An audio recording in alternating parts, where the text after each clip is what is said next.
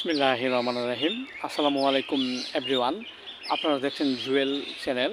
আমি ফিজিশিয়ান হিসেবে আমি জুয়েল আপনাদের মাঝে আজ একটি টপিকস নিয়ে আলোচনা করব। টপিকসটি হলো নাকে ঘা হলে কী করণীয়। এভরিওয়ান, এটি একটি গুরুত্বপূর্ণ একটি ভিডিও।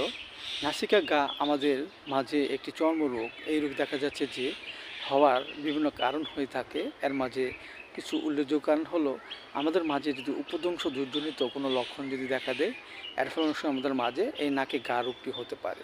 আবার দেখা যাচ্ছে যে ঘন ঘন ঠান্ডা কিংবা সর্দি যদি আমাদের মাঝে লেগেই থাকে, এর ফলে অনেক সময় আমাদের মাঝে এই নাকে ঘা রোগটি হতে পারে। নাকে ঘা হলে প্রাথমিক অবস্থায় অনেক সময় দেখা যাচ্ছে যে আস্তে আস্তে চুলকাবে, এবং চুলকাতে এক সময় দেখা যাচ্ছে যে আস্তে আস্তে ক্ষত হবে এবং পানি পড়বে, পিক জ্বরবে এবং শ্বাস প্রশ্বাসে এক ধরনের দুর্গন্ধ থাকবে।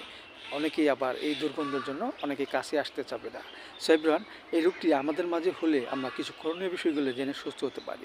যেমন দেখা যাচ্ছে যে একজন ব্যক্তির সবসময় ঠান্ডা এবং সর্দি লেগেই থাকে, এর ফলে তার নাকে ঘা হয়েছে এবং শ্বাস প্রশ্বাসে একটু দুর্গন্ধ, অনেকে কাছে আসতে চায় না।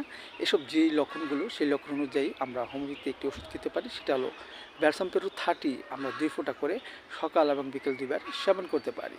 আবার দেখা যাচ্ছে যে একজন ব্যক্তির নাকের ভিতর ঘা হয়েছে, এটি স্পর্শ করলে রক্ত ঝরে, পানি বের হয় এবং প্রচুর দুর্গন্ধ থাকে, তাহলে এসব লক্ষণে আমরা হোমিওপ্যাথিতে একটি ওষুধ খেতে পারি। সেটা হলো হাইড্রোস্টিস 30 আমরা 2 ফোঁটা করে সকাল এবং বিকেল 2 বার সেবন করতে পারি।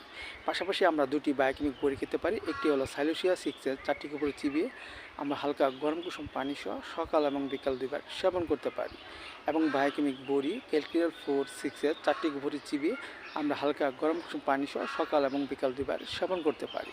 যার ফলে আমাদের মাঝে নাকে যে ঘা রোগটি হয়েছে তা আস্তে আস্তে ওষুধের মাধ্যমে কমে যাবে এবং আমাদের মাঝে সুস্থতা ফিরে আসবে। এবং ওষুধ চলাকালীন অবস্থায় আমরা একটি বিষয় খেয়াল করব যে কোনোভাবে যেন আমাদের মাঝে কোনো ঠান্ডা কিংবা সর্দি না লাগে, সেদিকে আমরা অবশ্যই খেয়াল রাখবো। এতে করে আমাদের মাঝে সুস্থতা ফিরে আসবে। সেভরিওয়ান, ভিডিওটি ভালো লাগলে অবশ্যই আপনারা লাইক দিবেন এবং কমেন্টস করে আপনাদের নিজস্ব মতামত ভিডিওতে জানাতে পারেন। সবাই ভালো থাকেন।